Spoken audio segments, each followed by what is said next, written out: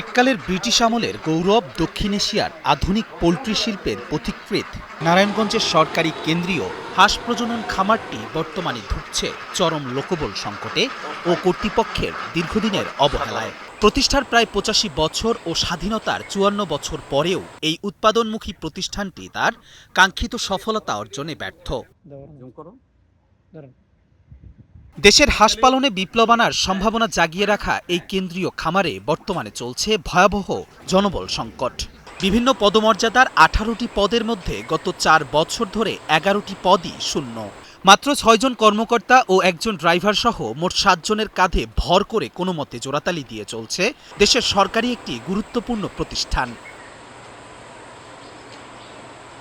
দেশের প্রাণী সম্পদ অধিদপ্তরের নীতিমালা অনুযায়ী এই হাঁস প্রজনন খামারগুলোর লক্ষ্য ও উদ্দেশ্য ছিল দারিদ্র্য বিমোচন, নারীর ক্ষমতায়ন ও বেকার সমস্যার সমাধান।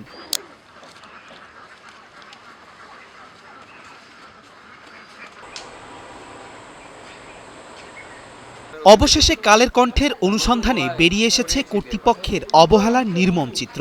২০১৬ সালের ১৬ জুন তৎকালীন সহকারী পরিচালক মোহাম্মদ আনোয়ারুল হক খামারের জরাজীর্ণ অবকাঠামো, শেড, অফিস, আবাসিক ভবন সংস্কার সহ ইনকিউবেটর যন্ত্রাংশ ও ঝুঁকিপূর্ণ সীমানা প্রাচীর নতুনভাবে তৈরির জন্য ৫৭,৮১,৯১১.৮২ টাকার একটি বিস্তারিত মাস্টার প্ল্যান প্রাণী সম্পদ অধিদপ্তরে জমা দেন। ৩ বছরেও কোনো পদক্ষেপ না নেয়ায় ২০১৯ সালের ১২ জুন গণপূর্ত প্রকৌশলী কর্তৃক মাস্টার প্ল্যানটি পুনরায় অধিদপ্তরে পেশ করা হয়। কিন্তু এবারও কাজের কাজ কিছুই হয়নি। ইতোমধ্যে সেই সহকারী পরিচালক মোহাম্মদ আনোয়ারুল হক অবসরে গেছেন।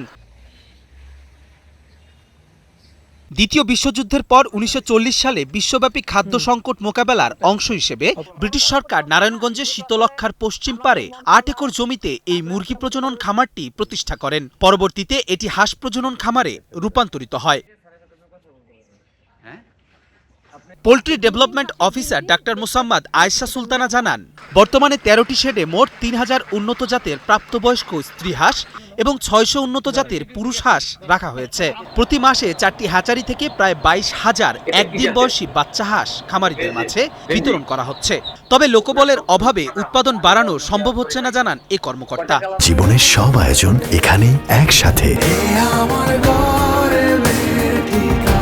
আমাদের যে লোকবল সংকট অনেক। যেমন একটা ফার্মে কিন্তু আমাদের দিনের ডিউটি করার জন্য কোনো গার্ড নেই এবং রাতে ডিউটি করার জন্য আমাদের কোনো গার্ড নেই, নাইট গার্ড নেই। আমাদের একজন কম্পাউন্ডার আছে, সে পেছনে আছে নোয়াখালী, তাকে দিয়ে আমরা দেখা যায় এখানে সে আছে পেছনে, তাকে দিয়ে আমরা রাতে ডিউটি করাই।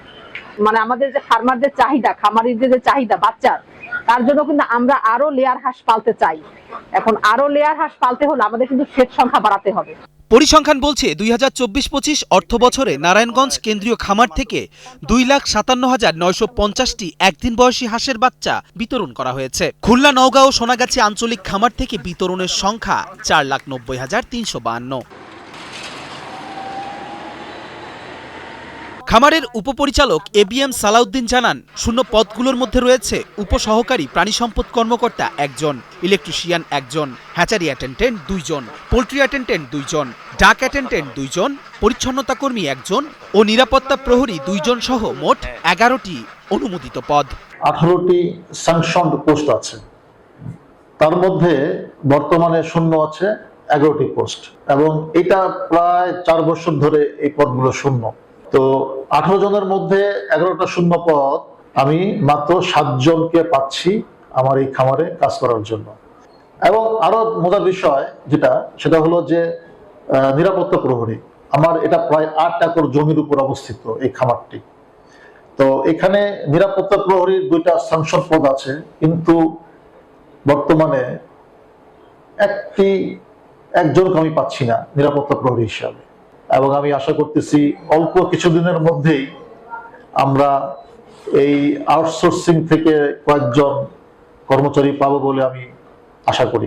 অবশেষে দীর্ঘ অপেক্ষার পর 2025-এর 3রা নভেম্বর প্রাণী সম্পদ অধিদপ্তরের ভারপ্রাপ্ত মহাপরিচালক ডক্টর আবু সুফিয়ান নারায়ণগঞ্জ সহ আরও 3টি আঞ্চলিক প্রজনন খামারে মোট 27টি শূন্য পদে আউটসোর্সিং প্রক্রিয়ার মাধ্যমে সেবাকর্মী ক্রয়ের অনুমোদন চেয়ে মৎস্য ও প্রাণী সম্পদ মন্ত্রণালয়ে চিঠি প্রেরণ করেছেন।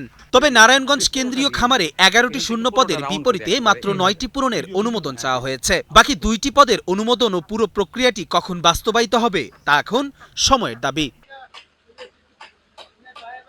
সুভাষ সাহার পাঠানো তথ্যচিত্রে ডেস্ক রিপোর্ট, কালের কণ্ঠ।